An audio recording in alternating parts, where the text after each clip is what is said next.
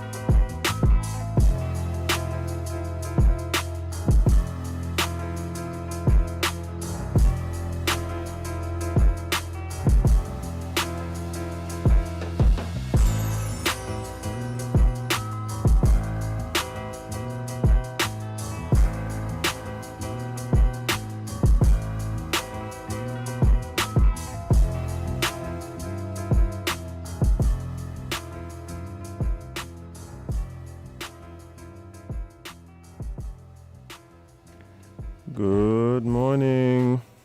Morning. Welcome to Island Tea with your faves, Kevon and Azem, featuring Jade Johnson. Morning. Yeah.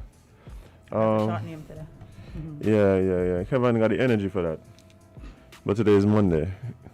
It's not. I agree. It's not forthcoming. Wholeheartedly. But today it's Monday, July 26th. Already.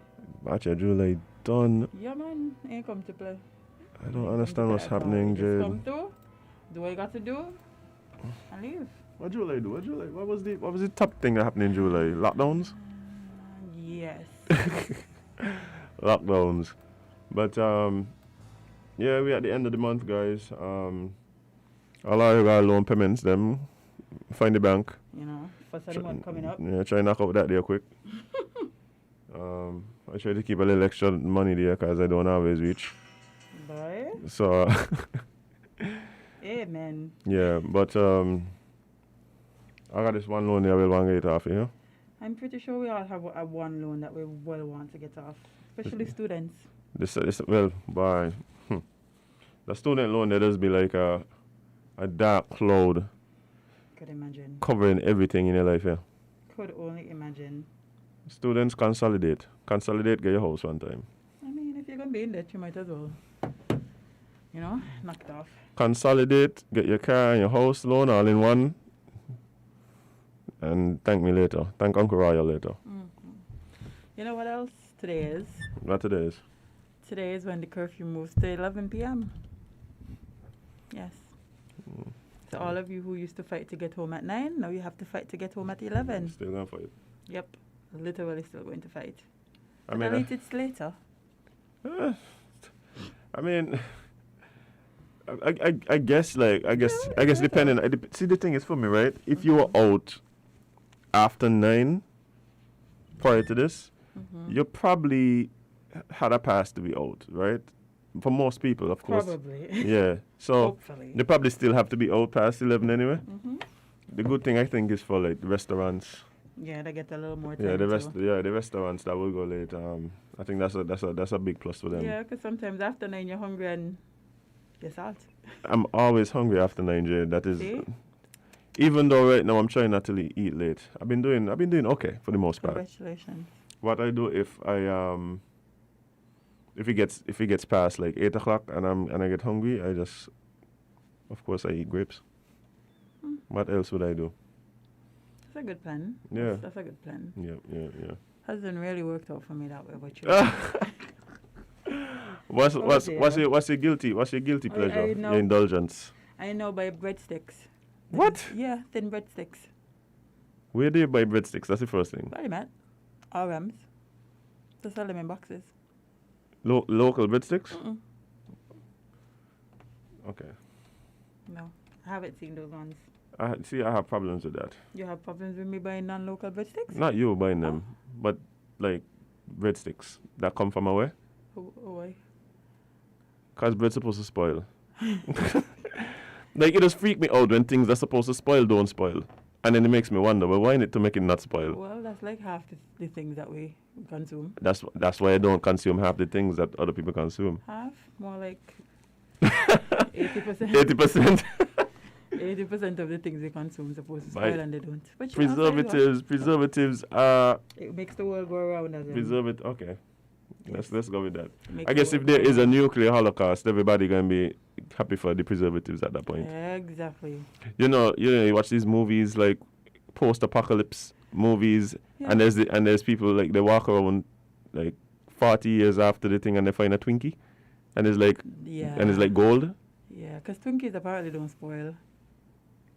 That's vibes. That's vibes. Yeah, because that Twinkie going to save the world. Well, the person who's going to save the world, they're going to only have Twinkies. They're gonna only have Twinkies. I don't know if the world is gonna be saved by a Twinkie-filled human. You might be surprised. You don't know what the world is going to be saved by. I think the whole point is the world is not going to be saved, as we've You been think seeing so? all week. Look, let me tell you something, right? All weekend, right? My plan was to sit at home and figure out how to save the world. What did you come up with? I didn't come up with anything because I was too busy watching the Olympics. Oh, how is that going? It's going cool. Like, I saw that USA lost to France in basketball. I was like, well. that is interesting. It was very interesting. They don't usually lose, huh? Huh? They don't usually lose. I don't think they've lost in like 25 years. Well. The last 4 Olympics. Yeah. They haven't lost a match. I mean, they almost lost the Olympics. They haven't lost a game. This is the second time they lost a match for the year. They lost. No. They lost some of the the friendlies, the preparation games. Yeah. There were some preparation games like 2 weeks ago. That's what I mean. I know they lost. And they lost to Nigeria at first, and everybody was like, "Oh my God!" and like, "Don't worry about it." I was about to say, if you lose in the preparations, I mean. Well, no. Like, you could lose in the preparation. Like, sometimes coaches showing new things, you're showing new players. Like, it might not be, like that's Practice time. Yeah, that's okay. But then when time come to execute, you gotta execute. And they didn't. No, Yeah. bear in mind, do I still believe that the USA is going to probably walk away with the medal? Yes. Yeah, something small, but Like the level of talent just. France just put small spokes in the wheel. But France, it wasn't a matter that like there was no referee cheat. There wasn't no. They were tired. Like France just outplayed them. Like they led by double digits like twice in the game, and like with 4 minutes to go in the game, they were leading by 8. And still lost. So he got sometimes. But I saw that some like our Caribbean people were really dominating in the Olympics. I saw like hand tennis. Hand tennis? Yeah. It's hand What? tennis? Not hand tennis, when they're... I mean table tennis? Yes, table tennis. Hand tennis should be an Olympic sport, okay? It should be. We But could probably win. it should be. But I saw that. But not winning, but like moving from, semi-finals? But I know they have like Qualifiers, right? They have the qualifiers Okay, going yes, on I for saw the them. hand tennis. I watched maybe 2 matches yesterday. Which was fun, by Grenada? And you know why you get upset when I watch, and personal gripe. I get very agitated when I look at table tennis being played, especially at the Olympic level, because what happened to our local table tennis community? What happened to that? We had a big, it was big, Jade. I remember I had an uncle. Yes, I had an uncle that used to play table tennis. So he would take me to the park. They used to play in the building that was at the time above what would be the cricket pitch. Right? So India had all the table tennis, there was a big community. They have tournaments and all of them things. You know what happened? And I don't know what happened after. Well, okay. I don't want to blame it on the building of the stadium, because perhaps it might have died out before that. Perhaps. But I just know the place where I know they used to play the table tennis is no longer there, and I don't know where new place is. And I feel like, we'll be here talking about they need to really invest in developing new sports and giving young people options, and having a plan that could in 20, 30 years lead to us being at the Olympics in some of these other sports and stuff like that. But some of them used to play before. Even track. We've had guests in here talk about how they used to pole vault. Nobody pole vaults now. Nope. And at that time, there used to be pole vaulting in the sandpit. Now we have beds and nobody pole I vaulting. wonder where all of these things died out. Was it the lack of support? Was it lack of funding? What is the reason why our sporting activities have dwindled? I don't know. But somebody who used to play hand tennis up in the park, You think they're listening? there's definitely somebody who used to play, or had a boyfriend who used to play. So they can call in and tell us what happened. But yeah, when I look at it now, it's just I don't feel like we needed to have somebody there, because there was a big community. I remember as a young child being taken. Oh, see? That's interesting. Honorable Lindsey Grant was a national table tennis player. See? That is interesting. So that's what I'm telling you. We had national players. I remember going to the park. It was a big thing. I don't remember that. This probably was before. When did this stop? 1901. I don't know, but 1901 was way before my time. Way before my time. No, but yeah, there was a whole community of guys who would play. Because they need to start playing again. Well, I mean, they probably can't start playing, but Yeah, they need to teach the generation to come. But I know there was a few years ago there was a team they had actually went and done some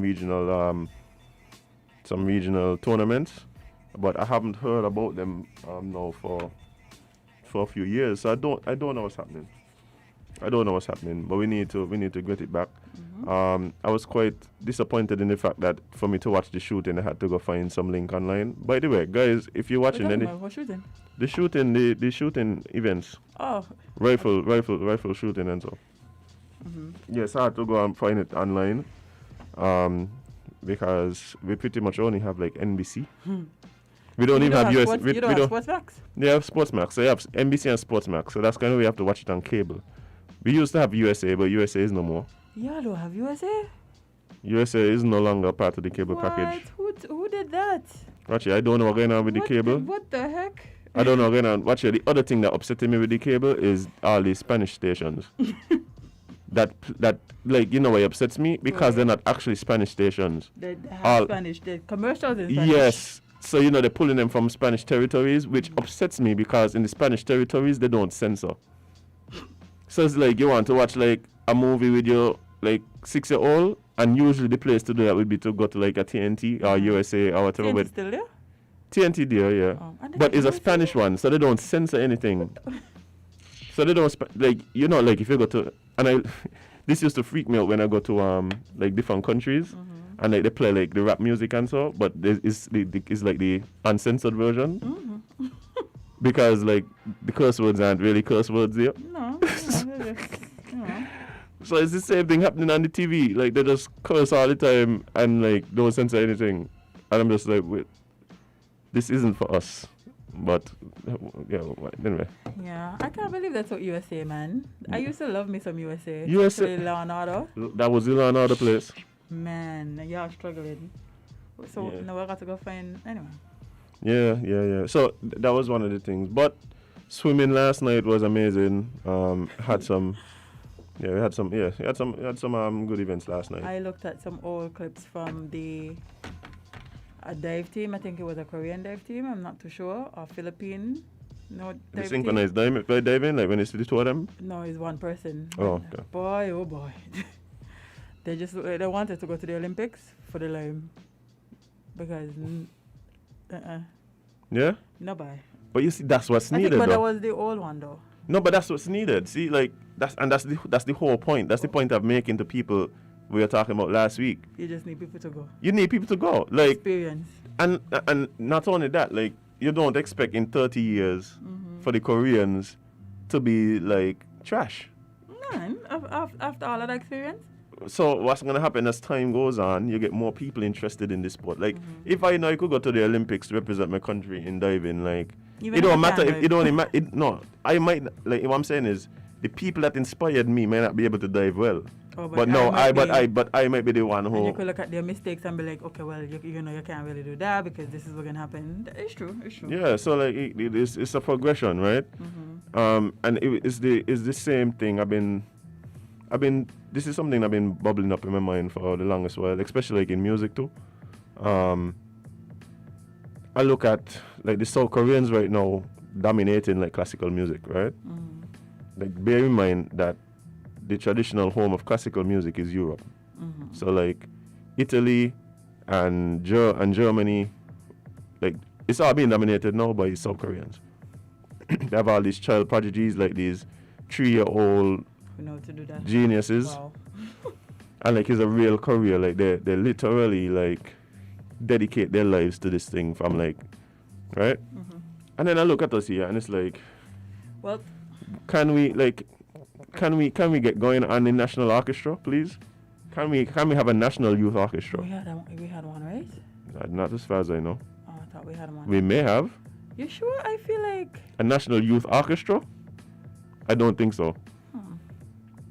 Because the thing was scary for me is that a lot of the teachers are getting older, and so my fear is that eventually there already is only a few places that you could go to learn. For instance, like a wind instrument. There's only a few places. Like there's the Defense Force camp, and if you want your child to learn at the Defense Force camp, pretty much you have to then kind of send them to like I think Antioch Baptist had like a program. So there's very few places to learn to play, very few, unless your school doing it. So you had like Basel High School with a symphonic band. You had Defense Force, and then you had like Antioch Baptist Church. Yeah, I feel like we just literally losing a lot of our traditions because. Let me hear what you think. I feel like one, there's no facility for you to push it. Two, there's no backing, and the interest isn't there because I feel like the interest isn't there because we romanticize all kind of nonsense. Okay, well, you say it different to me, but it's we romanticize too much nonsense. Yeah. And like I literally use the word romanticize because it seems as though that's the way we're doing this thing. So for instance, like there's nothing wrong with you wanting to be like in a Wailers band. There's nothing wrong wanting to be like a reggae artist or a thing. But we romanticize it so much that it's not even just about the art anymore. It's about a lifestyle. It's about this. It's about that. It's not about for love of music, for instance. So the children are going to get more interested in that, and because the barrier of entry is so low, which again is not a bad thing. It's not a bad thing, because I think it's a path. It's a path for success for underprivileged people, right? When you have these low barriers of entry, like so take your talent and get a mic for $150 on Amazon that you could save up for 3 months and buy. Mm-hmm. You could lose the laptop that the older brother got from school because the laptop program done. And then you could like make a record. You could literally record a song in your bedroom, right? So it's low barrier of entry is fine. Like it's fine. The problem is that. The laptop program. But yeah, so like there's low barriers of entry, right? No, and of course we don't have any examples of success in these other things. So it's like we don't have many examples of like concert pianists. We don't have those at all. Right? As a matter of fact, you know what was funny to me? Like, I was in this situation. Okay, so I'll speak plain. And big up Mr. Hicks one time. So there's one time I went to the school. This was years ago, and I was talking to the musicians, the young musicians, because this Bassett High School Symphonic Band, and Mr. Hicks had stepped out, and I was like talking to some of the students, and I asked them to name their favorite musician based on the instrument they were playing. So you play trombone, who's your favorite trombonist? You're a trumpeter, and so many of them could not name. Because they don't know. As a matter of fact, they said it was bad enough that they couldn't name a local example, but they couldn't name. They don't have one. So like when I say, like you're talking to a trumpeter and you say Miles Davis and it should click. And they're like, they have no idea. No idea. Exactly. I don't think well at least in school I don't think they taught us about the people before us. They just taught us like, this is how to use this instrument, and then they put us in a group setting and told us to play together. Like there wasn't a musical history taught to us about the things that we do. So of course they're gonna know. I believe that music appreciation should be across the board. Now everybody doesn't have to learn to play an instrument, but I do believe like music appreciation should be a thing for every student.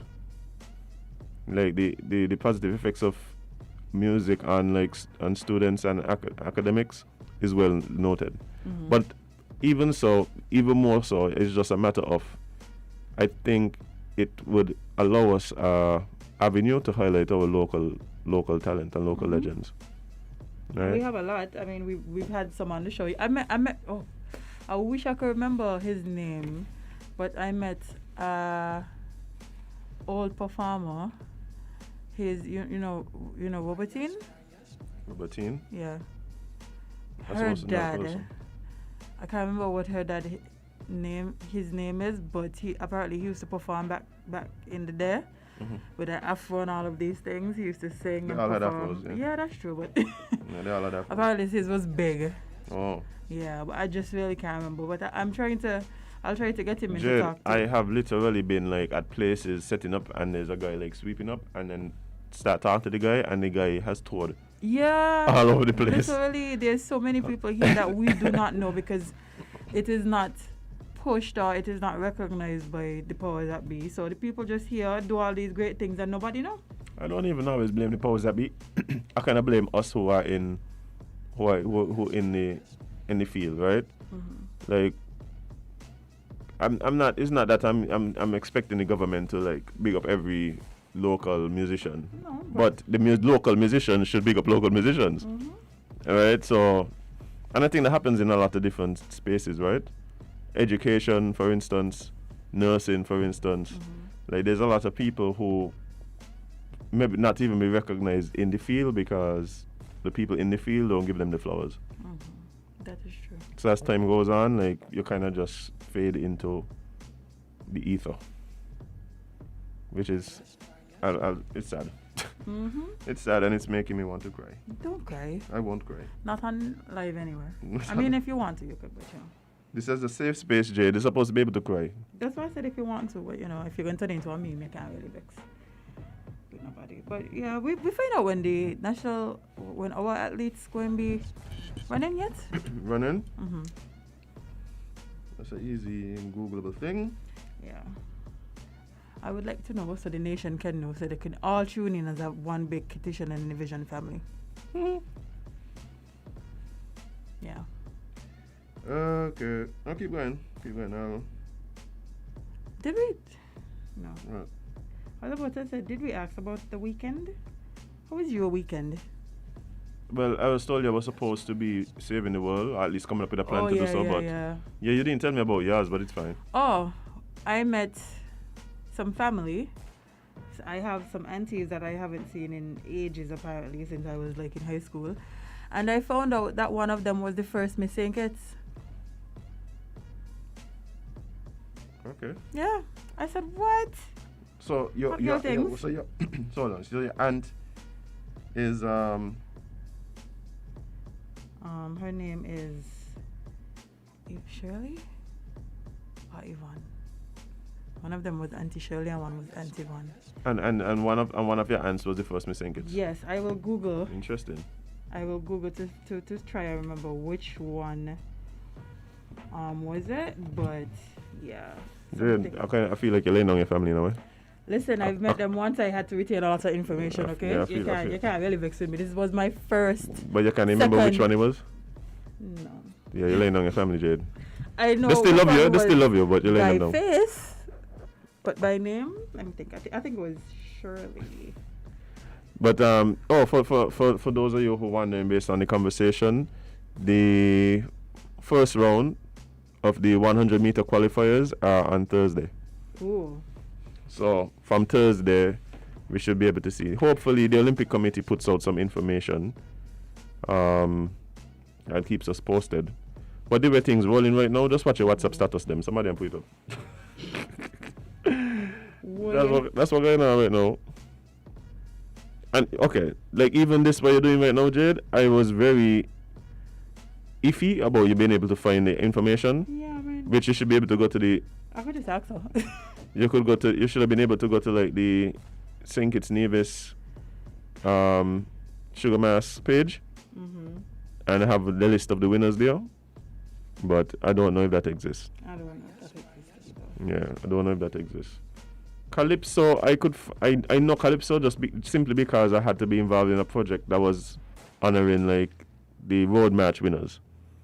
So you could kind of tell the road match winners and the Calypso winners, but it ain't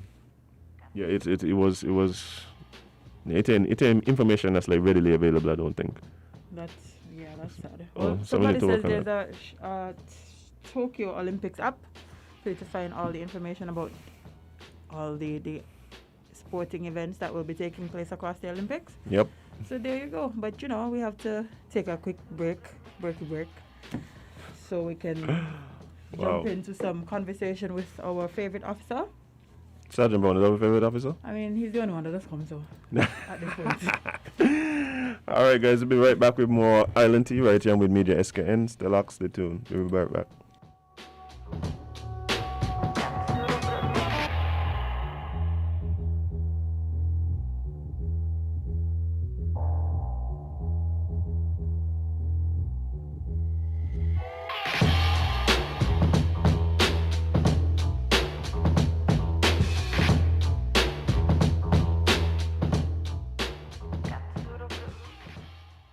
We are faced with tough decisions every day, but choosing the right home or motor insurance shouldn't be one.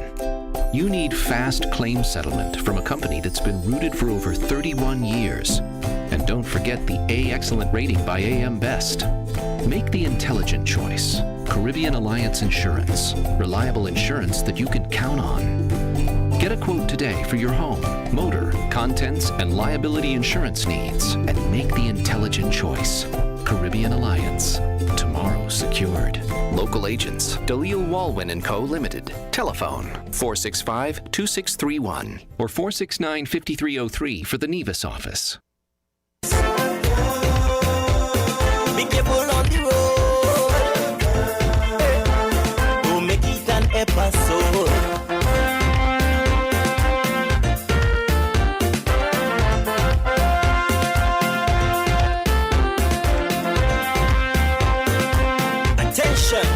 Attention all drivers, I'm begging you to slow it down, slow it down, slow it down, down, down.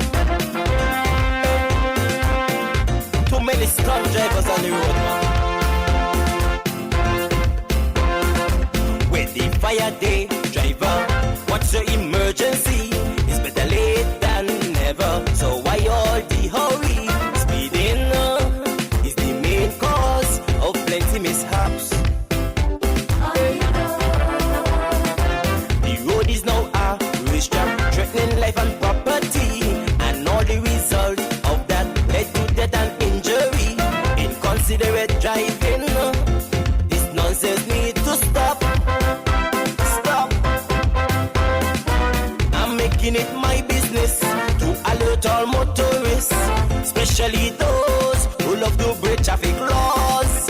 I have seen what speed can do. Here I am to your rescue to help you to live. Just take this advice I give. I want in all drivers to take care of your passengers. Be careful on the road. Episode, how much more tragedy we have to endure to face the reality. Less is safer than more. I'm begging all my friends. And welcome back to Island T right here on WINNMedia SKN, and we're getting ready to start traffic talk with our friend from the police department, Sergeant Brown. Sergeant Brown, how are you doing this morning? I'm doing good, sir. I'm doing good. What about you? Nice. So what you have in store for us today? What are we talking about? Yes, good morning, everyone out there. This morning, our weekly edition of Traffic Talk. Just want to remind the motoring public, the general public on a whole, but most of the motoring public, of some ongoing projects that are already been started. I just want to remind persons that they're still ongoing. They has not been completed as yet. So I would want to just to remind persons of such. The first one, we want to remind persons traveling in the Connery, that's the eastern section of the island. They would be marking, the ongoing marking. This continues today from the Connery village area, and you're going to go right down to the Keys village. So we want persons traversing in that area, persons driving in that general area between Connery and Keys village. Please know that the road marking, persons will be on the road doing the marking. So we want you to drive as cautious and as careful as possible. Please do not speed. Also, the Public Works Department, they're continuing the road work up on Wellington Road. That's in the vicinity of the power station, or where a person would have remembered the line gate once was. The road works continue there. What we'll be doing now, they'll be pouring the asphalt on the concrete that was laid over the piping, the underground pipes. So today they will be pouring the asphalt in that area. So once again, we're asking persons driving in that area to drive careful. We don't want any unnecessary injuries or accident. Also, down at the western end of the road, between Middle Island, Lamberts, and down into Godwin Gut, road works are being undertaken there as well. So persons driving in that area as well, please drive with due care and attention. Also, the Sandy Point area, the road project that is still being undertaken, it's still ongoing, so we want persons to drive in those areas as mentioned, to be driving as careful as possible. So that is by way of notices that we definitely want to put out there to the motoring publics that these projects are ongoing. So if you're driving in those areas, please drive with due care and attention. There will be persons there to direct you, to assist you as they drive through this work site. So please obey. If they are flagmen, please obey their signals. Okay? So thank you very much for understanding and listening. Because all these projects, they're just for the betterment of us all. Persons who drive in this area, they're just for the betterment of us. Especially the marking. Persons once ago were complaining that at nights when they're driving, it's very difficult to traverse. So the markings definitely would assist you to help you to drive on your proper side of the road. Yeah. Also, my friends, Traffic Talk family, we want to continue with our information and the as to how we are some of the challenges that we are still facing, but we are still seeing persons driving and still, for some reason, still using their mobile cell phone.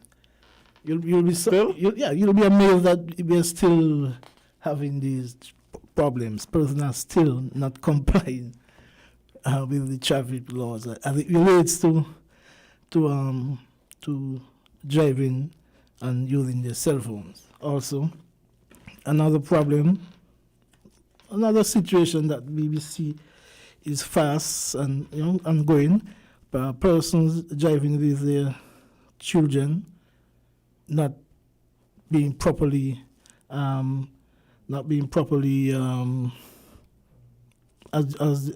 we would say, not being properly managed, for lack of a better word. Persons are still driving with their children unbuckled, not in their car seats. Sarge, this is a huge pet peeve of mine, Excuse me? This is a huge pet peeve of mine. Like, it's something that bothers me a lot because I see it often. Okay. You have children standing on the back seat of cars with the windows open. And it's very half the head out the window. And they're just driving along. Normal. Yeah. Normal. It's very, very dangerous. Just listening to Beyonce, like it's all good. Yeah, but I want to just touch briefly as to what the law say, as it relates to that. I would start off with the interpretation as it relates to these offenses. What the law say as it relates to child seat. A child seat, this means a specially designed detachable or removable seat to accommodate a passenger who weighs less than 40 pounds. I repeat that, who weighs less than 40 pounds or who is 3 feet or less in height. It is very important. I hope persons would have grabbed that. Persons or passengers weighing less than 40 pounds or who is 3 feet or less in height. And that's what the law speaks to. As it relates to hands-free device. Hands-free device, these include an earpiece or other similar apparatus that enables the user of a mobile phone to speak on the phone without being required to hold the phone. And that speaks for itself. Okay? Very clear. Yes. And what the law says to handheld device, what a handheld device says is that it performs an interactive communication function by transmitting and receiving data, but excludes a two-way radio.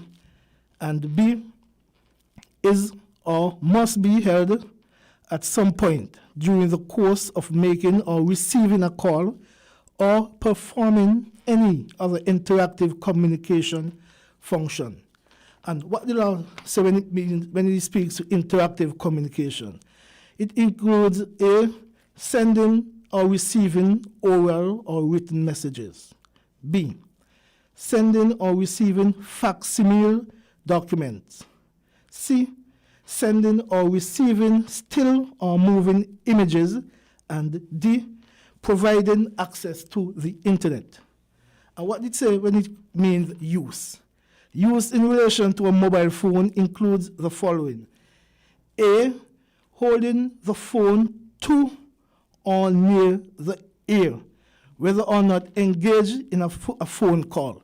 And this is very important. What we find is that we come upon persons who say, but officer, I ain't on my phone, I just got it in my hand.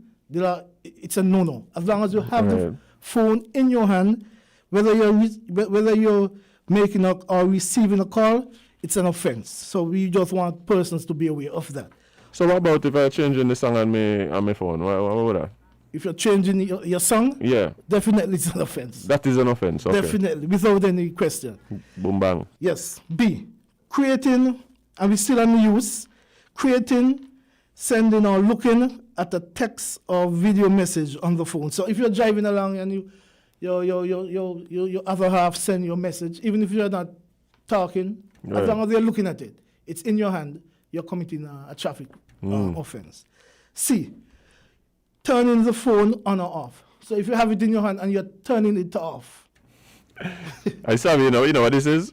This is all excuses that people would have given police over the years that they just decided, okay, put it in the law. Yes. Amend the law. Like So if you're turning your phone on or off, you are committing a traffic offense. And D, operating any other function of the phone, any other function that you can think of. Any other function of the phone. All these are traffic offenses. And we're going to go down now to mobile telephones. What the law speaks about now is that, and we're at section 3, subsection 1, no person shall use, and we already explained what use means, a mobile telephone, and we already explained what's a mobile telephone, or other handheld device, and we already touched that, while driving a vehicle unless that person is wearing or using a hands-free device. And we touched what the hands-free device is. right. So the law, everything is combined, everything is incorporated here. And 2, subsection 2, no person shall cause or permit any other person to drive a motor vehicle on a road while that person is using A, a handheld mobile telephone, or B, a handheld device of a kind specified in paragraph 2. And 3, subsection 3, no person shall supervise a holder of a Class L license if the person supervising is using A, a handheld mobile telephone, or B, a handheld device of a kind referred to sub-regulation 2. And what this is saying is that if for those instructors, if you're instructing a student at the time, the person is driving, you as the instructor are not supposed to be having your phone. Okay. Right? Okay. That makes sense. Because remember, you are the instructor. The person is acting on your instructions. So if for some reason you get caught up in the usage of your phone, you might not be paying attention to what is happening. Could be a hazard. It's very much so. So the law speaks definitely to that. And also, what the law states also that a person does not contravene these regulations if A, he or she is using the telephone or other handheld device to call the police, the fire department, the ambulance service, or any other emergency service. And B, he or she is acting in response to a genuine, and we underline genuine emergency. All right. Okay? And briefly, if you permit me, just to touch on the child safety For sure. section.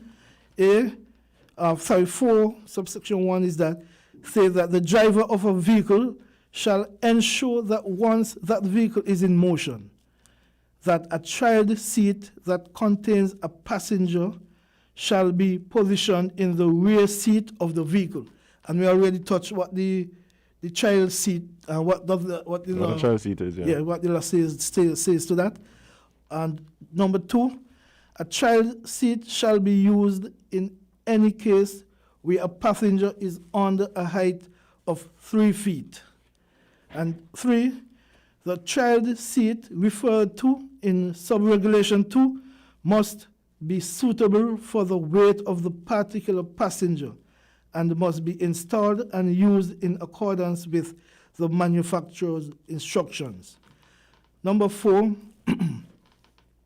any passenger who is under the age of 14, and please take note of this, any passenger who is under the age of 14 years shall, not must, not may, shall be restrained by a seat belt while riding as a passenger in a motor vehicle, irrespective of whether he or she is seated in the front seat or the rear seat of the vehicle. What this means is that if the child is under the age of 14 years, whether he or she is seated at the back or at the front, he or she must be restrained by a seat belt. Mm-hmm. Okay. You understand? Right. Okay. And number 5, the provisions of subregulation 4 shall not be applicable to a motor omnibus where the passenger is seated elsewhere than in the front of the vehicle. In other words, then, if the child who is under 14 is in a passenger bus, if they're at the front, they must be buckled. Right. But if they're at the back, we understand that. They do not have to be buckled up. Mm-hmm. Yes. So, thank you for allowing me just to refresh our minds on these important offenses that we do come up on a daily basis. Oh, wow. I wouldn't even say sometimes, on a daily basis. Wow.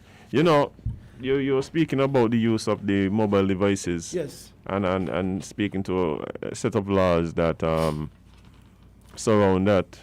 I know this might not be specific to traffic, but is there any law that speaks directly to what happens if your girlfriend take up your phone and go in it? This is a serious thing. Guys need to know. So, let me see if I grasp your question. You're asking if there's any law that speaks to the fact that if your girlfriend take up your phone without your permission. Without your permission. And goes into it? Yeah. What do you say about that? We need to figure it out. I'll have to do some research on that. We need to know that. That's what we need to know. I'll have to do that is a big problem in this country. Yes, I see your point. Yeah. Big problem in this country, Jade. I don't want to give you an answer that I'm not sure about. Okay. So I definitely do the research and figure it out. I'll do some research and it's a good question though.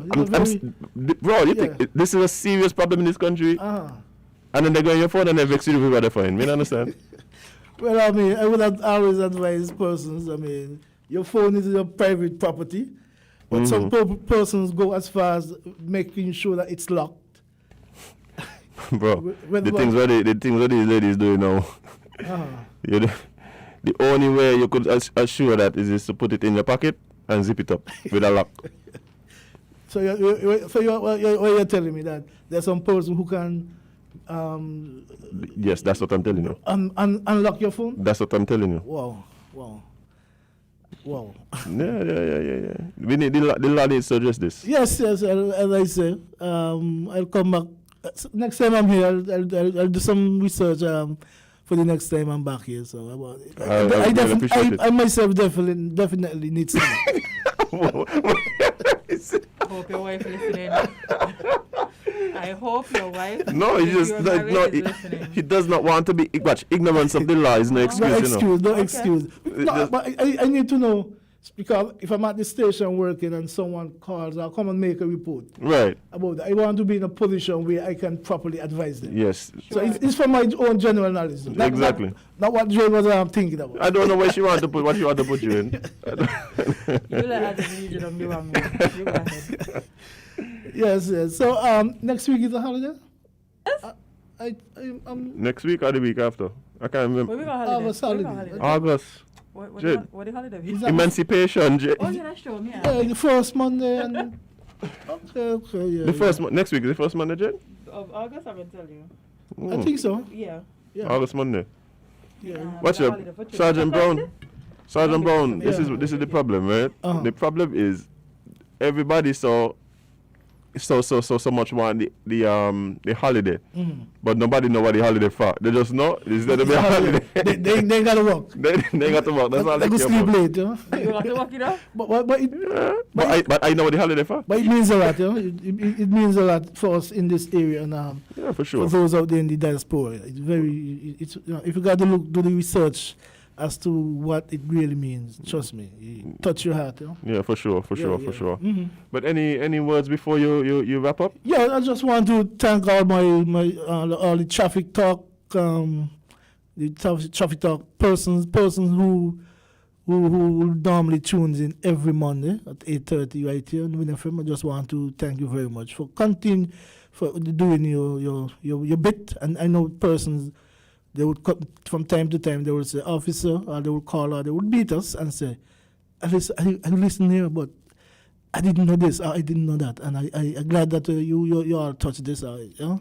So we want to continue the drive to inform persons, even for us also. Sometimes when you see us read out certain things, it reminds us, because we tend to forget sometimes. Right. So it tends to remind us that this is the way forward, this is how the law say things should be. So I want to thank you very much again for tuning in, and I also want to thank WINN FM for allowing us to come here every Monday morning to inform you, the general public. And also I want to thank the sponsor for this program, Caribbean Alliance Insurance, for being there with us over the years. So we want to ask that you continue being a partner with the traffic department and the police force on a whole.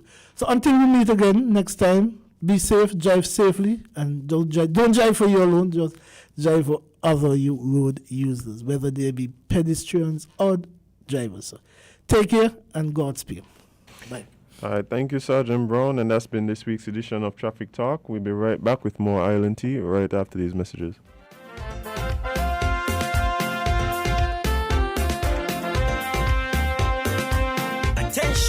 Attention all drivers, I'm begging you to slow it down.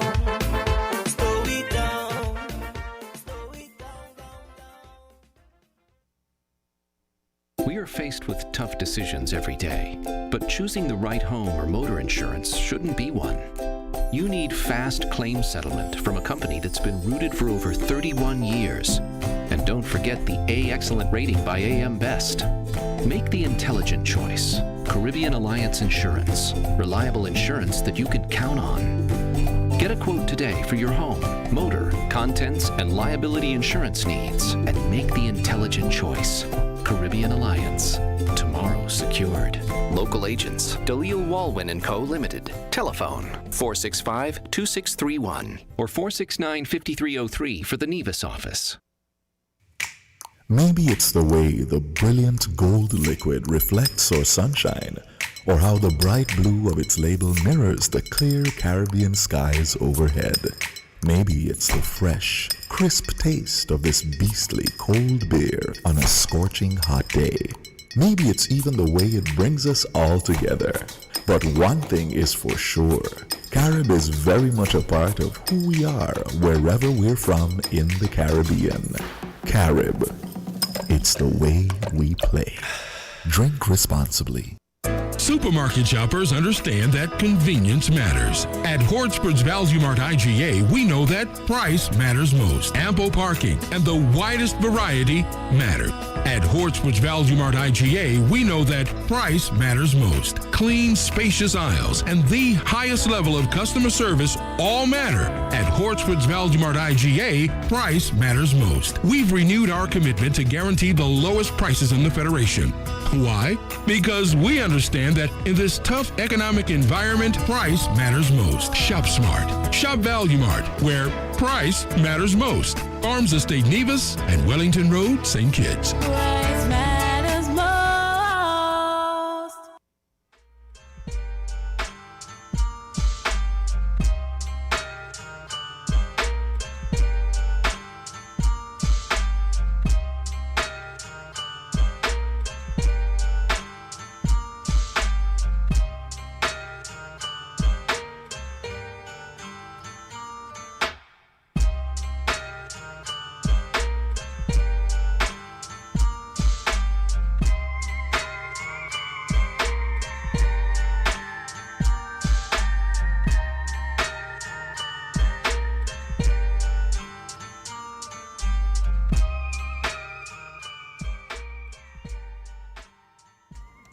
And welcome back to Island Tea, right here on WINNmedia SKN. And it is Monday, July 26th. The time is now 9:01.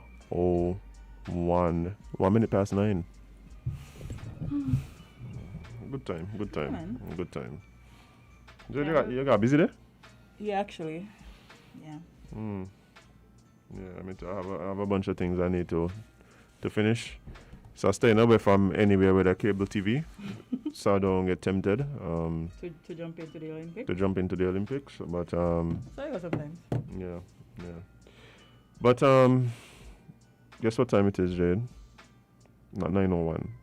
And I can't help you with the singing because my voice don't do It's things. tea time.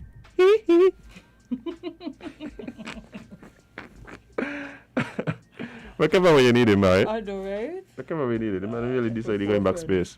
The man come back to Earth for like 2 days. 2 days, right? To go back again. No, what happened was, I'll tell you what happened. After his quarantine experience, the man walk out Earth, ain't it? He going back. He going back. I agree. Like, I with him on it. he was having so much fun in space, he had to go back. Yeah, he should have carried me watch now. I can stay here. Yeah. But let's get into our COVID-19 situation report. And this is the one that is updated as of Sunday, 25th, 6 p.m. So confirmed cases in the last 24 hours, one singular case. Yes, one is definitely better than the 30 and 40 that we are having. Yeah, man, I think we've been on a good trajectory. Like, it's been less than 5 Yeah. for the last week and a half. Yeah, guys, remember, stay vigilant. Stay. Keep your awareness up. Do not get complacent. Please do not. Total number of recovered cases is 527, and so since we had 565 total cases, that means we have 35 active cases presently. That's not 35. It's getting smaller. Yeah, let's keep going down. And to highlight, the ratio. 546 of these cases have been reported in St. Kitts, and a whole 19 reported in Nevis. So yes, unfortunately, we have had 3 deaths. Hopefully, we have no more as a result of this this virus. But that is the situation report. I think that we've been having some good news, like you're saying. Fewer and fewer cases reported, and that's over an extended period of time. Yeah. I think we're now seeing the effects of the lockdown on the numbers. And like I said, I think it's just for us to remain vigilant and not get complacent. Yes, keep it down. Yeah. Do what you gotta do, guys. Follow all the non-pharmaceutical protocols. Guys, remember, sanitization is no replacement for hand washing. Please. Nasty. Watch here. I wash eye hand them. Please. The sanitization is a measure that is convenient. Yes. You're not always in front of a sink with soap. Yeah, businesses couldn't just install a sink by the door to wash your hands. So. Yeah, it's another measure, but it's no replacement. Soap and water. The other thing that I think we sometimes forget is to encourage people to live healthy lives, to eat properly, exercise when you can. Stay active. You ain't got to act like you're trying to shout for the Olympics, but staying active, especially if you're somebody who sits for the majority of the day. Yes, and when possible, make healthy choices when eating. Sometimes just as simple as putting away the sugary drink and drinking some water. Yeah, swap out the Coke for some water. Yeah, so it could be simple decisions that you make that could have long-lasting positive effects on your life. Amen. So especially in this time, please be mindful. Be mindful. Amen.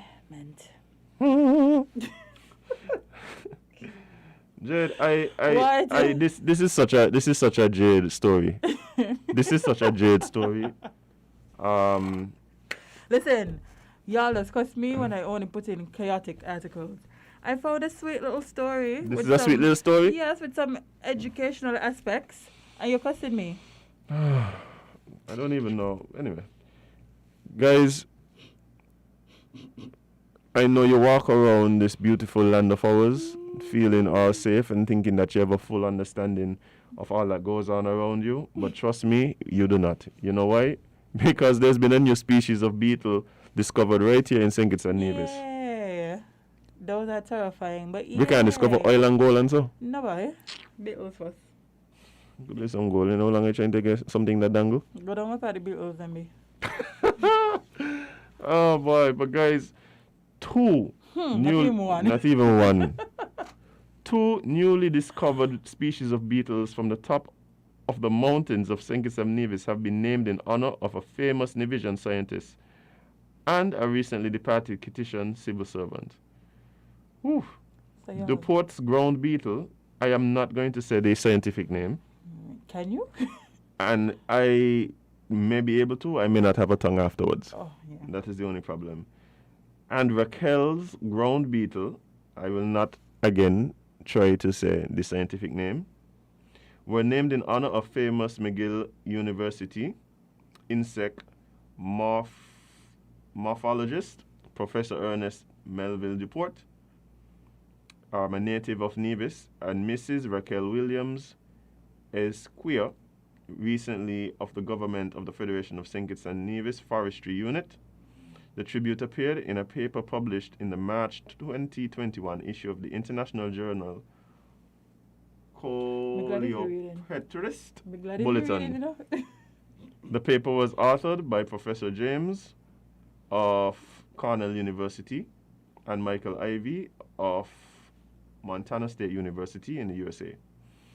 The beetle species, one from Nevis Peak and the other from Mount Lyamigo, represent the first records for the beetles from the country and are a unique part of the nation's biodiversity heritage. Yeah. The discovery also contributes to our understanding of the biotic importance of the region. The new species fill in the northernmost records of this mountain top species group, found only in the Lesser Antilles, previously known from Bastia, Dominica, St. Lucia, and St. Vincent. The new species continue the pattern of each species being restricted to a single island. Such knowledge allows better planning and protection of areas supporting such globally unique resources. Yeah. Like, We have new beetles, Azem. Yeah, and this is the thing that is very interesting, like, about this thing. It really speaks to how each of the islands, their biological makeup is different, right? So these are things that would have evolved over hundreds of years, most likely, right? One chilling on Nevis Peak, one chilling on Mount Lyamigo. Man, just doing the beetle thing. Just doing the beetle things. Never the two shall meet. Yeah. Unless they put them in a lab somewhere and come with some new virus. But hey, they done, they kind of done been doing that, so like. Somebody's pointing out, let's not forget those new talking wood slave species. Yes, very annoying, very annoying. There's a talking wood slaves, I'm so dead. Yeah, but I think that this is cool. I think this is cool. Things like this, I think, kind of inspire people to kind of explore more. People keep asking about the wood slaves. Listen. The wood slaves, apparently, the working theory is that our wood slaves mated with some wood slaves from some of the other islands, because some of the other islands would have had wood slaves that talk all the time. Our wood slaves were just very introverted and weren't very talkative, not very social wood slaves. No. And then they ended up mating with the wild wood slaves, somebody suggesting some from Jamaica. And they pick up the attitude. The wild wood slaves. Yeah, Paso wood slaves from Jamaica. And now ours don't hush. And now they don't hush. Great. I tell you, it was so mystic that when we first started hearing it for months, we're in the house trying to figure out what these things were. It was was like, is this a grasshopper? No. Eventually, one time I saw one and recognized the sound was coming from. I was looking at it, and it's like, that's what I tell my father. My father was like, no, wood slaves don't make noise. I was like, what?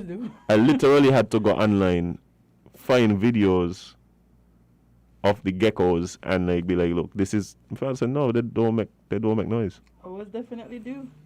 And now it's undeniable. Somebody said Dominican wood slaves wipe out our old breed. So they just come here and wipe out.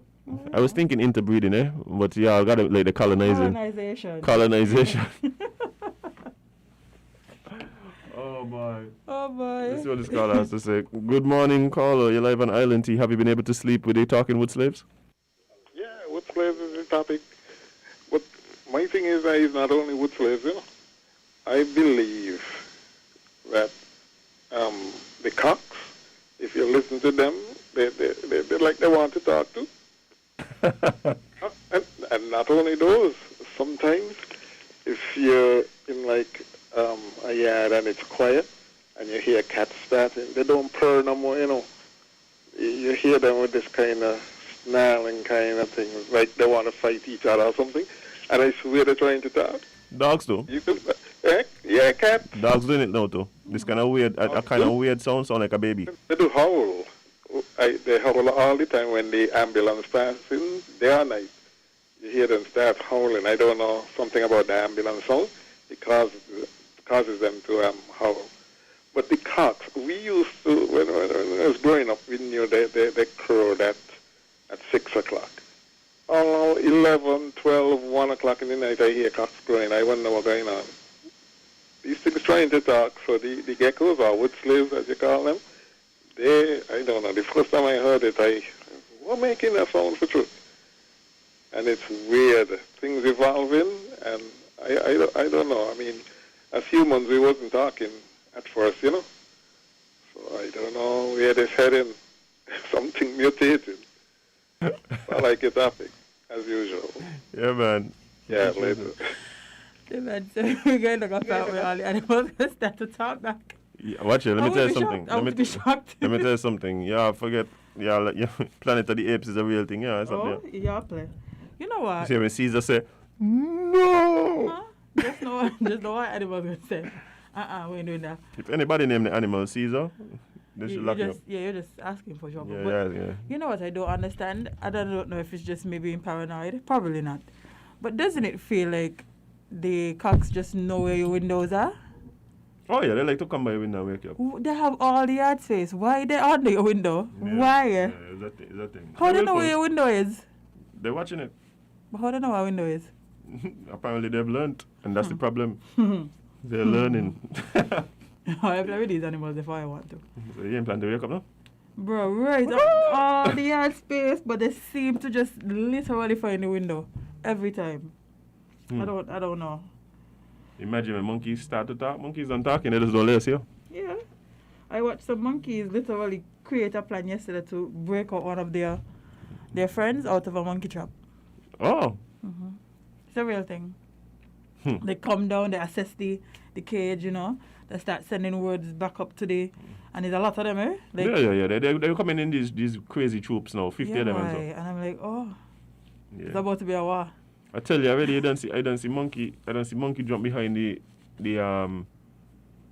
wheel of a car already, They don't jump behind the wheel of a car. Monkeys are one of them things that I believe they're smarter than they're letting us know. They can't let us know what's going on. Yeah. And like even like whales and so, people will be like, oh, whales ain't smarter than us. I said, maybe they're smarter than us. That's why they're building all these big box things that are falling on people and bombs that could like destroy the entire world. Maybe they're really just smarter than us. Yeah. That's what they don't think. I know their brain bigger than ours, right? Well, I mean, Oh, you know what? But people serious with this evolution thing, but. Oh my gosh. Okay, we lost that call. Okay. That one gone too. I would never get that. Y'all call back. Yeah, everybody want to be a part of this conversation. Apparently people want to give their evolution stories. Somebody said monkey size them up already. Well, listen, monkeys don't play, no? So, they're normal. But them there. Watch here, monkey. Watch here, you'll show something after monkey catch it, watch it and back it back. Yeah, monkey play with you. The right? I tell you, monkey. Think you're talking to? Monkey ain't to play with, trust me. Good morning, Carla, live on Island TV. What's up? Good morning. Morning. But if you believe in the Bible, you're going to talk about evolution. God makes things and man in his own likeness. If God wanted whales to do other things, then maybe your suggestion, he would have done that. But what if he wanted them to? What if he wanted them to do it, and so they're just now doing it? Well, I can't question that because you can't question God's creation. No, we ain't questioning. We're saying that they're doing it. So based on your posture, we're just saying perhaps that was all in God's plan. Okay, with the development of science and technology and so forth, people are getting closer to some of these animals and whatever else, fish and all of that. A whale is a mammal, and also dolphin is a mammal. A mammal is some animal that suckles its young. Anyway, back to these lizards. Somebody said they call them chirping lizards, and they are in, I think, St. Lucia and Jamaica. I know them in Jamaica a long time, but and why I realize they're not colored like the wood slaves we're accustomed to here, you know. They're multicolored. Because I have a problem where they sometimes infest my house, but when I flip, I get rid of them. And they like to go between where the up, you know, the slide up and down windows. Find the channel there and the eggs. They lay a lot of eggs. So I don't know what to do. So anyway, but flip, they don't like flip. And they're not like our wood slave. Our wood slave no used to make that don't make noise. Right. And with the cock. Cock crows any time of day now. And by the way, the same somebody hens. A previous call, I know the person is too. They were saying about the sound that the cocks make, but ain't really the cocks, you know. The hen make a sound just like me chopping lizards. My yard is unfenced, and a lot of fowls come in my yard, hens and cocks, big cocks, when I feel like to eat them. Some people like them, but they want you catch them for them. But I ain't gonna do that. But I give them food. So you find all kind of sound over there. Even the white birds, I think they call them herons. They'll come there and eat. So I don't get a close-up look at them. And some things I realize with some animals right now. As much as I grew up around animals and with animals in our captivity, in domesticated animals, like I didn't know as much as I know from about maybe 10 years ago. So it's a good observation, and people could talk about it, because when you see on Discovery Channel and so forth, you know, you get enthused and, you know, but they use cameras and all of that and so forth. And now you got drones could do a lot of things. So, anyway, keep coming with the knowledge. I like that kind of thing, general knowledge. I like that very much. Well, I appreciate you. Thanks. Yeah, bye. Wow. English is a funny language. Bye, and y'all got to watch what y'all say on the ear, boy. Yeah, but yeah, I do believe that learning is something that that life does, like life in itself. So yeah, animals learning too. Think the animals playing with us? Anyway, what today is today? Today is St. Lucia general elections? Yeah, today. Yeah, I think that's today. The people in St. Lucia going to the polls on Monday, which is today, to elect a new government in an election that some political observers say is just too close to call and could even result in a possible coalition. What? Interesting. I know. St. Lucia politics of July 26 may not be reflected in the governance arrangements of July 27th, said Derek Ramsamuj, a regional political strategist and consultant. What? He's a political strategist. Uh-huh. Where's the strategy in that name? Anyway. What's wrong with you?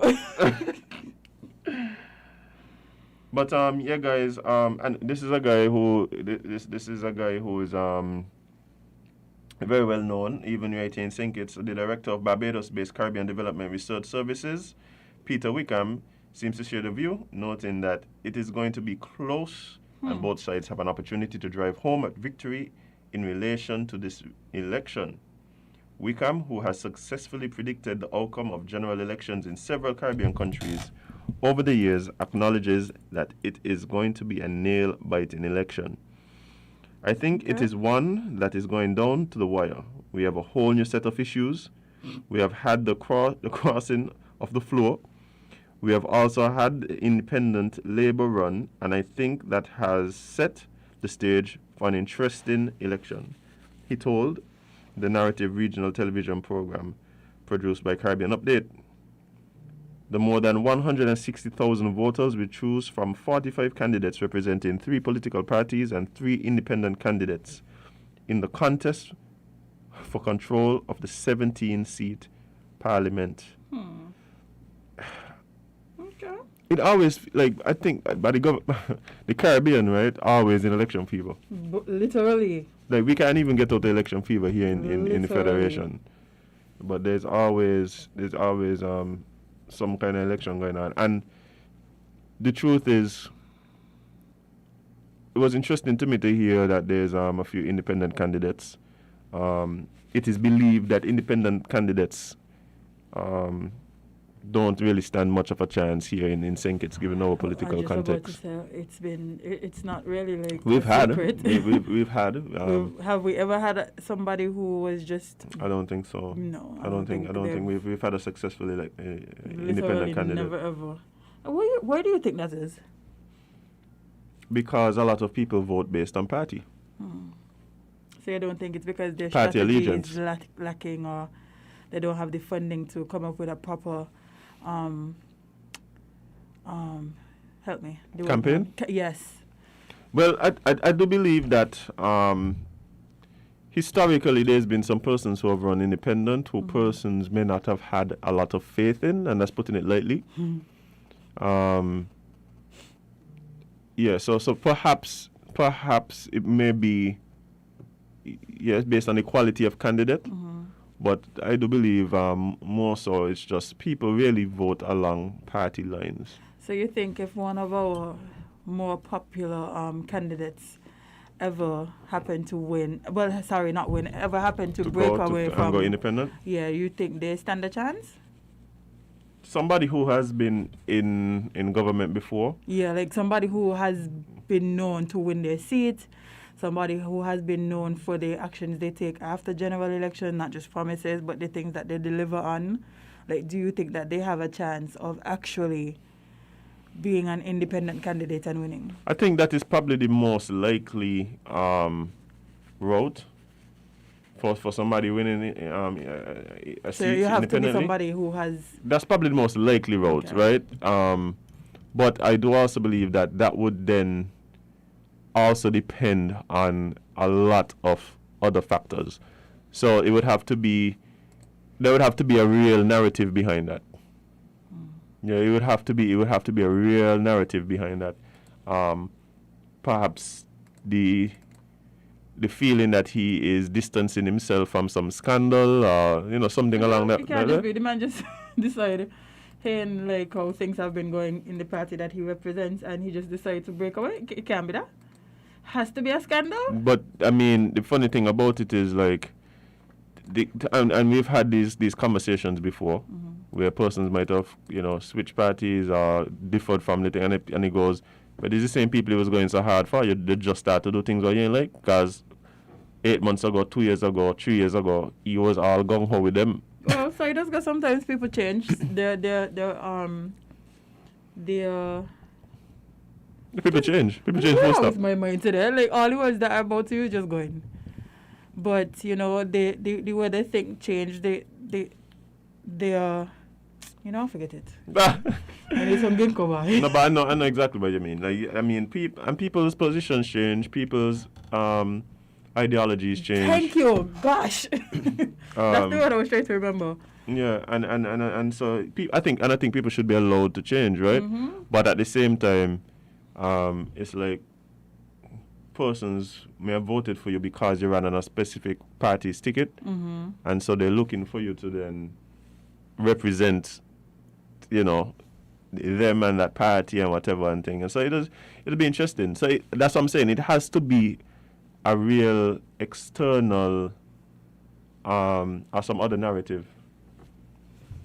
Yeah, some other external narrative that would allow people to kind of gravitate towards you. You can't just be like, oh, people like you and thing. I thought that's how elections go. People like you.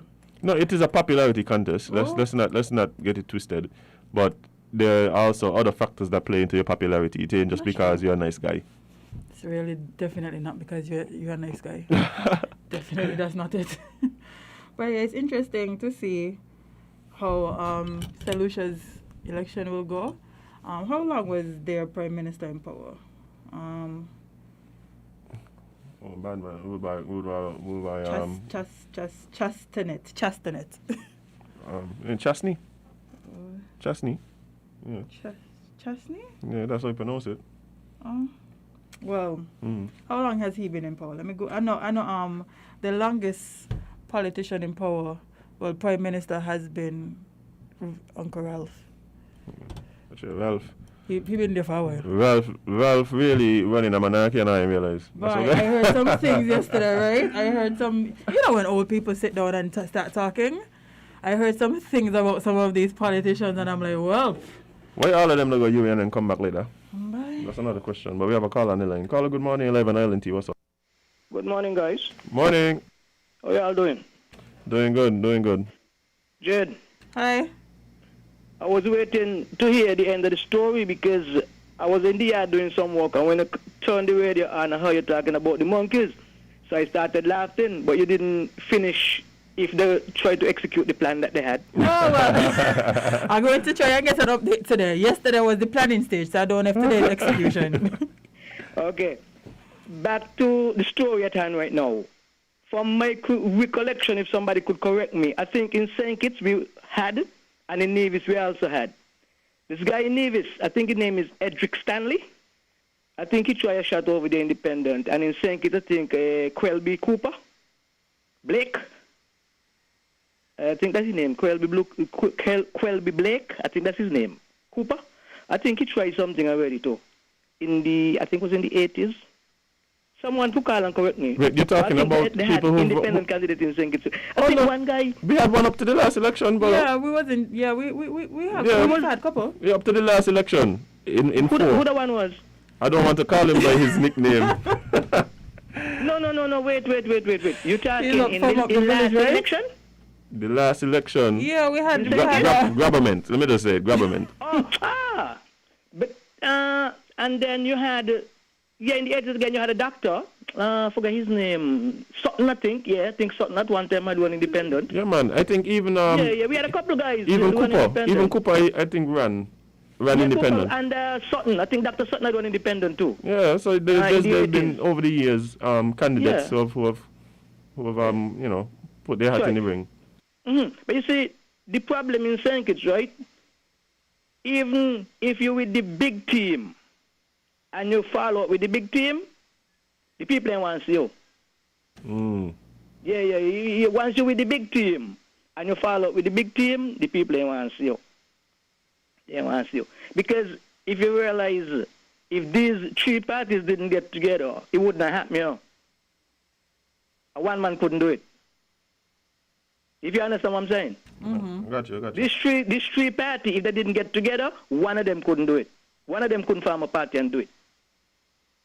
Because the mindset of Kittitians it's unbelievable. It's unbelievable. All right, I continue listening. Have a good day. All right, man. Appreciate it. I don't think it's unbelievable. I think it's just what we're accustomed to. Like, this is how elections and politics have been run in St. Kitts for years. So I don't think it's unbelievable for me. I guess it's unbelievable because he's watching it, but I understand what you're saying. It's just definitely interesting. And I do believe we're seeing a bit of an evolution. Would that persist past the next election? Who knows? We'll have to wait and see. Right. I do believe that there's, and I've said it here on the show before, that in years to come, what is going to be interesting to see is how the last 2 elections affect elections going forward and the mindset of people going forward. You think anything can change? Yes, I do believe that, and I know persons disagree with me. We've had some discussions about it here with callers online and thing, but I do believe there's something to be said for persons who identify as a supporter of one party but willing to vote for the candidate of another party. I think that in itself is interesting. Would it persist? Left to see. Left to see. Do I hope it does? Yes. I agree. I do believe that if we're talking about independent candidates, but I believe an independent electorate is even more important. Yeah. Because we can't just keep voting because we think we support a party, because sometimes the party's policies might not align with what you have for yourself. So, you vote based on what you think is best for you and the country. But I think that is a problem right there in itself. How much do the parties differ in terms of ideology? We don't really see big changes to, for instance, tax plans. Just in terms of like ideology. Perhaps in practice you might be able to point to this and point to that or whatever. But it's not to say we have, let's say, a left-leaning party versus a right-leaning party, conservative versus liberal. I don't really see it that way. Like, they'll have some minor differences, but in terms of ideology, so they might have some policy differences, but in terms of ideology, I don't really see the huge thing. But so guys, we're gonna take a break. And we're going to be right back because we have a very special guest in the studio with us. Stay tuned right here on WINNMedia SKN, and we'll be right back with more Island Tea.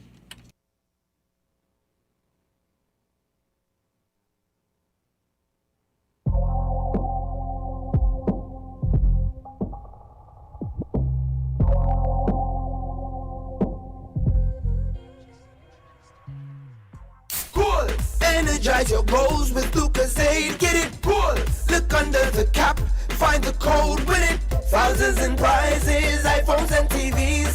Or win 30 grand US dollars for your goals. That's goals. For a chance to win 30,000 US dollars. Purchase any Lucozade Energy promo bottle. Look under the cap and find the code to win. iPhones, TVs, and free Lucozade for 30,000 US dollars to energize your goals. See website, social media, or press for details. Lucozade, taste the energy. I have a surprise for mosquito, roach, and flies. Pop makes all of them die.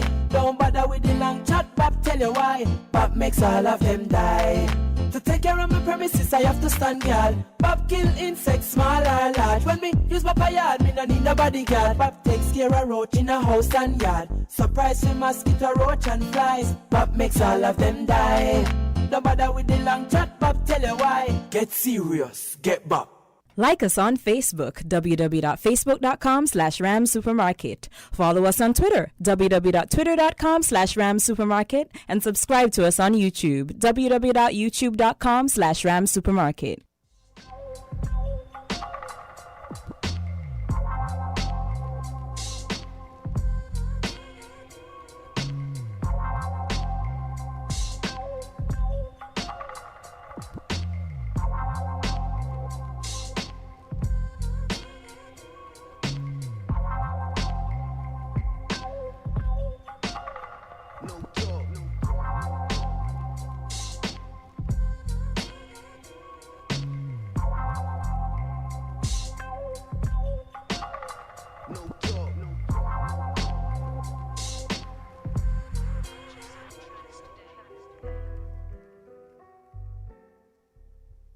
Welcome back to Island Tea right here on WINNMedia SKN, and it is still Monday, 26th.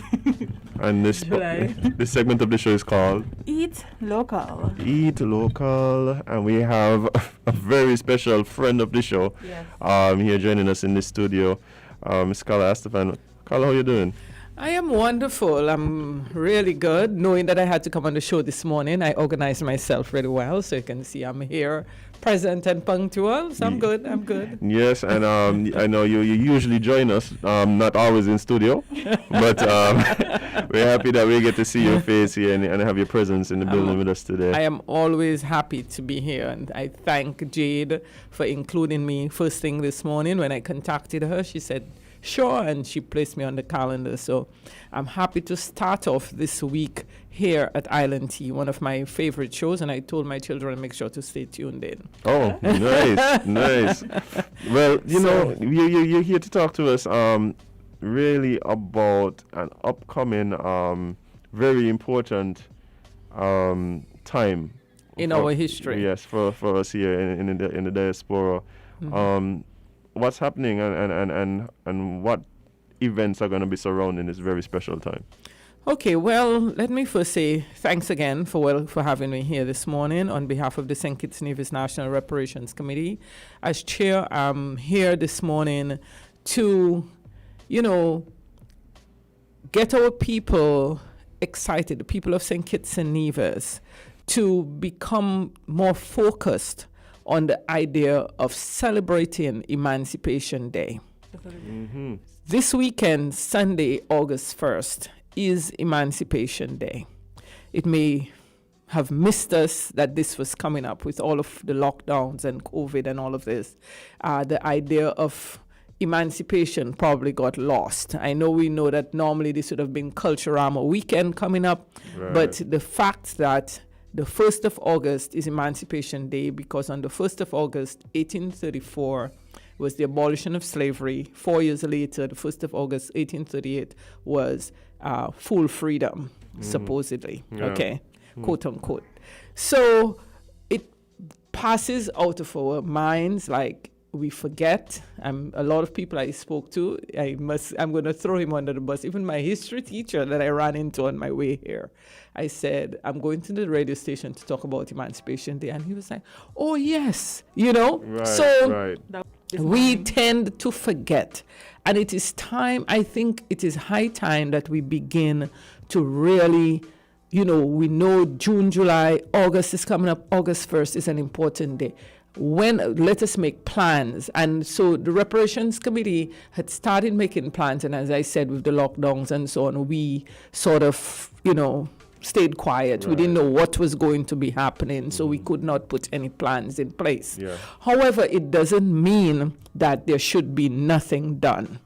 Okay, so my head is spinning as to what we can achieve because things have changed. We're going to go a little bit later. What can happen during this time? Another point that I want to make while I'm here is, and it's a very important point, I think it came to me.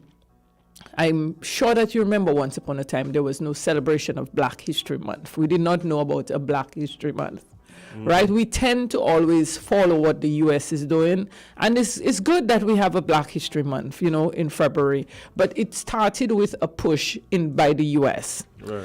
We also recently heard about Juneteenth, which is when slavery was abolished in America.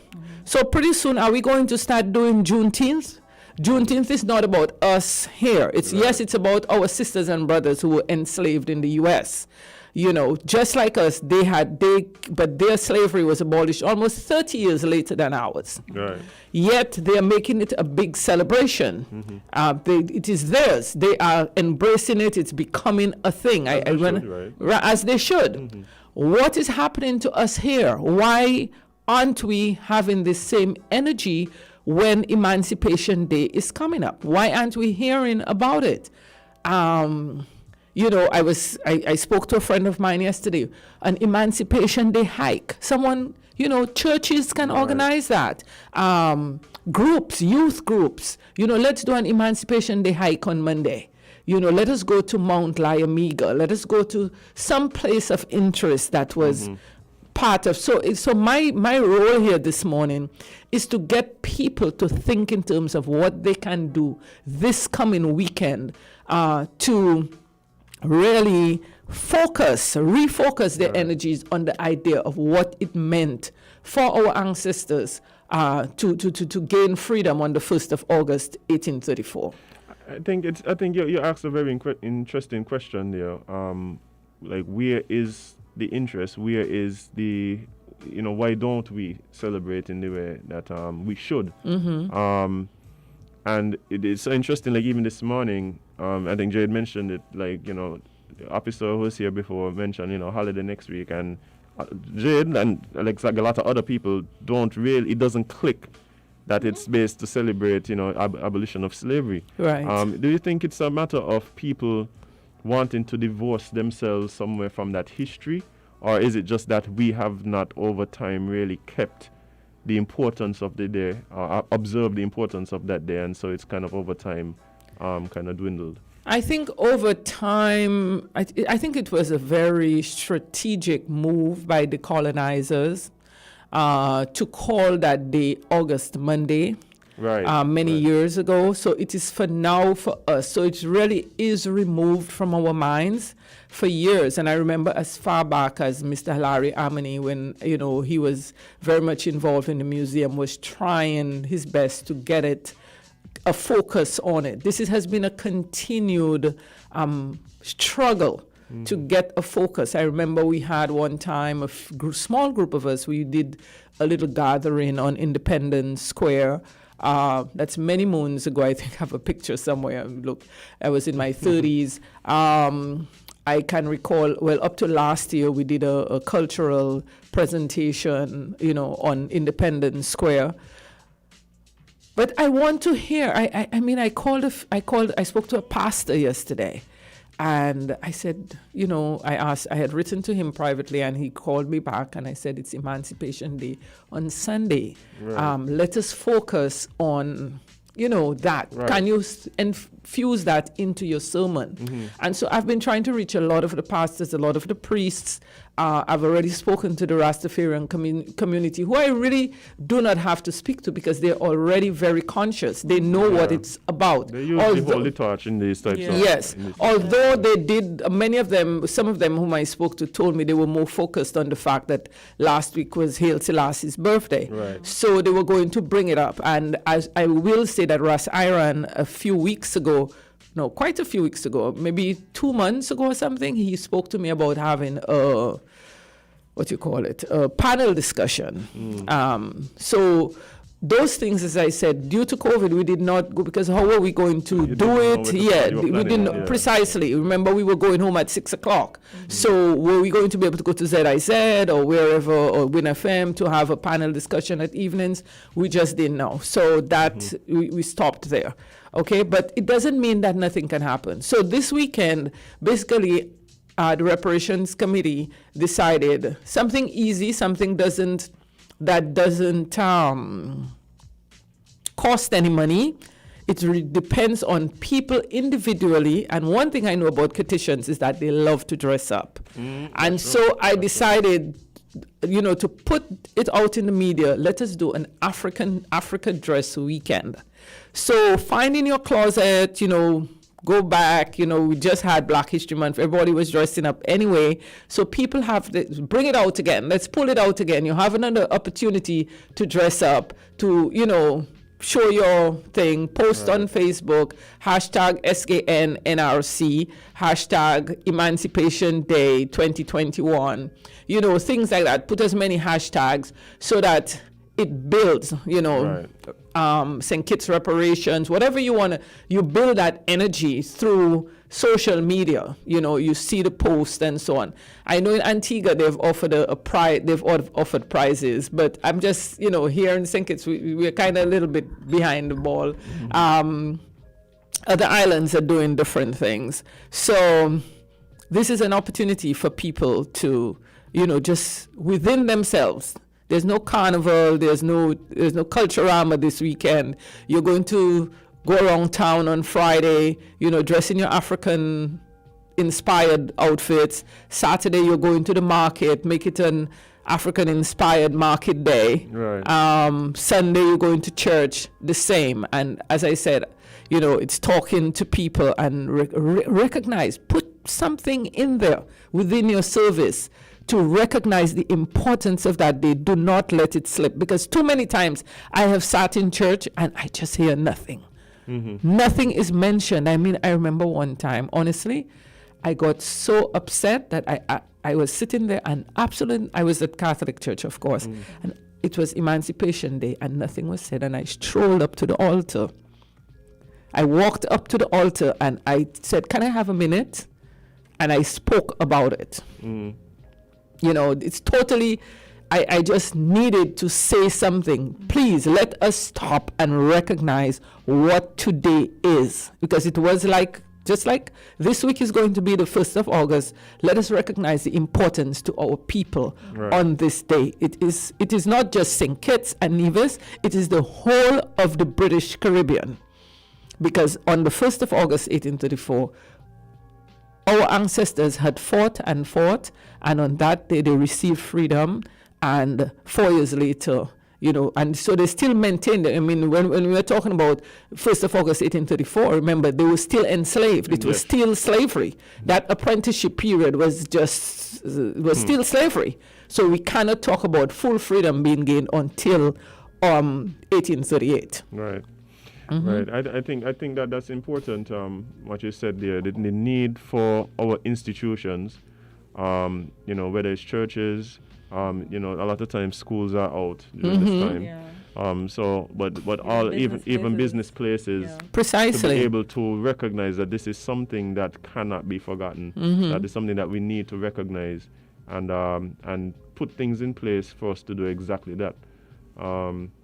And like I said, I even wanted to see a move for us to stop calling it August Monday and just call it Emancipation Day. Yeah, Emancipation Day weekend. Yeah. Right. And so yeah, I hopefully this is the move that we're going to see in years to come, and I have some of that. So what are some of the things that you know people are thinking about? You spoke already about the cultural wears, and there's some churches that I know. At least one church in particular that I know that does, you know, have like a concert and stuff like that. Yeah. What are some of the other ways that people can? Well, I'm thinking of talking to some friends about, you know, maybe a poetry reading. Heather Archibald has been writing to me. What are we doing? What is happening? She's one of the St. Kitts really good poets. She wrote to me even prior, like, what's happening, you know. So we're hoping that could happen. I will talk to her because now that we've opened up a little bit more, I should say, there maybe we could do something at 6 o'clock or something, like maybe one evening at one of the places around town. I don't know. So we'll work out that. I plan to go on other radio stations as well. Hopefully we can organize a hike, an Emancipation Day hike, and I hope other groups will, you know, think about that, as I mentioned. Hoping to have a panel discussion, if not this week, at some point during August. Still hoping to plan that. Now that we know that it's going down to 11 o'clock, curfew is not till 11 o'clock, so that's possible now. Yeah, so I think people, even if it's just family units and stuff like that, find ways that even you can acknowledge the significance of the day even within your family units, among your friends and your small social groups. I think that will go a long way, especially for the children, so they begin to learn that this is something to look forward to. This is something that we have to really be cognizant about. And you know, hopefully build that into their psyches going forward. Yes, and as I told people about it, everybody, you know, it's just that we forget. So, and I really would like, what I'm pushing for now is for it to come from even going forward from the government, because you know, from the top, from the it doesn't matter which government, but which party is in, that this is on our agenda. This is something we need to push. So, you know, agriculture, we were right into agriculture, we're right into ecclesiastical affairs, we're right in all of the different areas. If people, you know, the heads of these ministries can really understand that this is something important, that they need to be, you know, putting this out, like, you know, it's on our agenda. We are doing Black History Month, but and we're happy for that. I'm not going to knock it because it gives us something else. But this period, and let me add here, from the 1st of August, which is Emancipation Day, there is also on the 23rd of August, the abolition of the slave trade. Mm-hmm. So you have this whole area here that could be an area of, significant memory and commemoration and so on, and recalling and consciousness, so we have to find ways to build that up. Mm-hmm. Yeah, I think that if like you're saying, I really like that idea of having it be on the calendar of events. It's something that is across the board, and even not just being from, let's say, like an overall government perspective, but even different ministries, different departments, understanding that, hey guys, how are you going to commemorate this because it affects every aspect of society. Yes. So whether you're in the youth department, whether in the agricultural department, the culture, whether you're ecclesiastical affairs, the office of the prime minister, like all of these should have some way to commemorate what's going on. It could be all coordinated, so everybody could find a space where they feel there's a connection. There's a connection with it. And this is what we don't have here. So we haven't had happening. So we really need to make it something, make it a part of our calendar. And that's what, I'm hoping that through this program, we've starting off the week here on Island Tea, that your listeners, each person tell someone and tell them to tell someone, This is how we spread the word. This is, start thinking about what you can do this weekend, what in your own group, whatever group you're in, whether it's from the Explorers Club or whatever, do something, do something to highlight, bring in someone to talk at your church or to your community group, something. Yeah. Okay. Easy for all our listeners and all our viewers online. Easy thing for the rest of the week, the month. If you're referring to August Monday, refer to it as Emancipation Day, and maybe that could spark just something in people. Because again, like we spoke about this morning. A lot of people don't even remember what the holiday is about. Yes, and do some reading. Do some reading. We have the internet, Google, whatever you have, search engine you use, find out a little bit more, read a little bit more about your history, what transpired, what is happening, because it's very interesting history. Yes. I have spent the last few months doing some research, because we are trying to put together a package with respect to reparations. And so visiting sites over the past, there's one particular site that I just totally taken up with that was shared with me. And so there's also some excerpts, there's books, with the... Remember, a part of the abolition was that the plantocracy was paid. Yes. Okay, for the loss of the enslaved.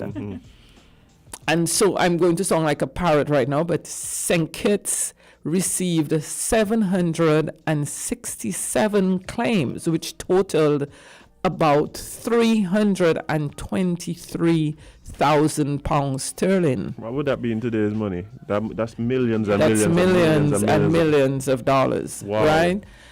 Nevis had 300 and something claims. Let me see if I can find it too. I have it. So 300 and something. There was about 180 something thousand pounds. Okay. That was the loss for the loss of the amount of enslaved people that were there at that time. So we have that. That is what we are looking at. But we cannot just say, okay, that figure equals. Because I actually wrote it out, and a professor in America, a history professor, actually factored what that amount is for me. Right? For me to put into my report. But there's also the period of abolition. And Sir Hilary Beckles equated that 4-year period at about 27 million pounds sterling for the entire British Caribbean. So that there's a percentage of that goes towards St. Kitts and Nevis as well. All right. So this is what we have to factor. We have to factor that. We have to factor that for the next 100 years, our people did not live much different from enslavement. Right. And there's another factor that crossed my mind because, and it may not sit very well with people, it's a very ticklish one, okay? But it is a truth. Because as I go through the names, you recognize that the people who have benefited, who benefited greatly, not those with 2 and 3 enslaved people, but those who had hundreds, 200, 100, 200, 300 enslaved people here on St. Kitts and Nevis benefited greatly in the thousands of pounds sterling. And so they continue to have been the ones who held the majority of the land, the majority of the money, the majority of, and they continue for generations. For generations. So generational wealth has continued down to today. Right. Okay? And so that is something. What are these people who are the descendants of the enslavers going to recognize that they also need to make reparations as well? Right. They put the life that they are able to enjoy is a direct result of. Precisely. Right. So those are the things, and I guess, we go about our business, yes, and we see that, we can continue to live life as it is, but we cannot ask for reparations of Britain only. We have to think about those who have benefited here, and we've seen in the other regions, people are saying, okay, my family did XYZ, so this is what I'm going to do today. Right. In Africa, we are seeing people whose ancestors were involved in the slave trade are also trying to do their own part, asking for atonement, seeking, giving reparations in whatever way they can, and so on. They're trying to atone for that, and I believe families here need to atone as well. So there's so many different factors. It's a very ticklish thing. But I think it's, that in itself is something that amazes me, the fact that it's ticklish. But that's for another conversation. Yes, it's ticklish because I guess we're going to open up a whole set of wounds, a lot of things, and that is maybe why people are afraid to tread. So I am putting. I see it the other way. I don't think that it's. I don't think the ticklish, that uncomfortable feeling comes so much from us, the descendants of persons who would have been enslaved, but I do believe that uncomfort comes from putting people in a place to have to really deal with what was done by their ancestors, so the enslaved people. I think that's more where it comes from. So we as a people have had to deal with the fact that we come from the enslaved. Right. You understand? We grew up hearing the stories, and we came from, now we have to, we are doing further research and seeing, we're learning what our people were doing before they were captured, put on slave ships, brought here. So we had a whole other life before this, okay? We also, we have been uncomfortable with who we are. We are building ourselves as a people, as a black people, being more conscious, being more finding our power and this sort of thing. The others who have always benefited should feel that discomfort. Exactly. They should feel that same discomfort, and we should let them feel that discomfort and not just sit on the sidelines. Demand of them, what are you going to do? Say something, because your family's names are there. It's in black and white. And so this is the compensation they receive. This is why you have been able to live this type of life. This is why you're able to own so much today. Okay? So what are you going to do for the African, the descendants of the enslaved people. Yeah. So this is where we are at. So emancipation, it's important that we talk about this. It's important that people begin to, recognize the importance of that day, to recognize the importance of reparations. I know we have talked on the 10-point plan before, so and we're running out of time. So again, any last words? I don't know. I'm just really hoping that this consciousness that we're trying to build continues to build, and that we could really see over the years these conversations not being so feared, and on both ends, we are able to acknowledge this is where we come from, acknowledge that the fact that we were able to persevere through that is something to be applauded. And also for persons who may have been on the other side of the coin, to recognize that, hey, this was done, and I am now thankfully in a position with this new consciousness to be able to make amends in some way. Hopefully that's where we go to past this. But yeah, anything else you want to say just before we wrap up? Well, yeah, I like what you said. You said it so beautifully. So this is where we're at. So thank you. Thank you ever so much. And again, Emancipation Day this weekend, August 1st, find some way to celebrate it so that our young people, they growing up, they have a different energy. They can know to embrace this. And, 20 years from now, when I'm an old lady, I want to be hearing, I don't want to have to be, I won't be talking about this anymore because it will be happening. Yes. She talk about 20 years old being an old lady. You hear that thing? She tried earlier trying to convince us that she passed 30.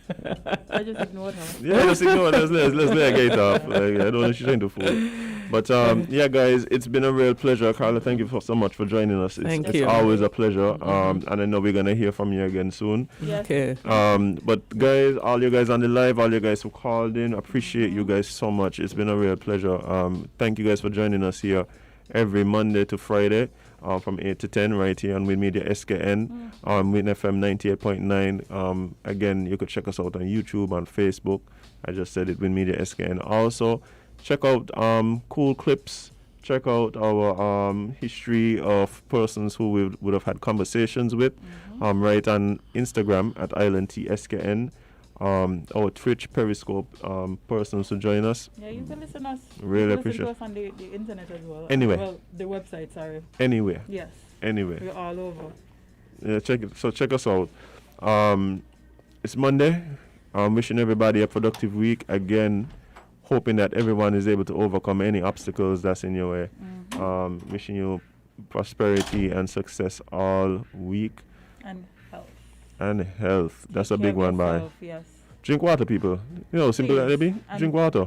Take your vitamins. Drink your bush tea. Drink your bush tea. Drink your bush tea and listen to Island tea. Yeah, there you go. Yeah, just all teed out. But yeah, guys. Kevon isn't here. Oh, and before we go, also remember, guys, and I think this is a huge one. Try and remember to refer to this upcoming holiday, not as just the holiday or August Monday, Emancipation Day. I think we need to make that. We need to normalize that. We do. Yeah, let's normalize that. We know what Christmas Day is like. Emancipation Day. Let's get on that. So do your little part. Whenever you hear anybody say August Monday, just be like Emancipation Day. When you refer to it as it for what it really is. And it's not something to be sad about. It's something to be celebrated because in spite of everything that was happening, we're here, right? And we're thriving, and hopefully we continue on this trend. So, guys, come back tomorrow, same time, same place. And I am Azem Bailey. This is Jade, Gwenny Gwen, Gwyneth Paltrow, DJ Crass, and Crude Johnson. And remember, you can't be everybody's cup of tea because you is not a mug. See you tomorrow. Love you.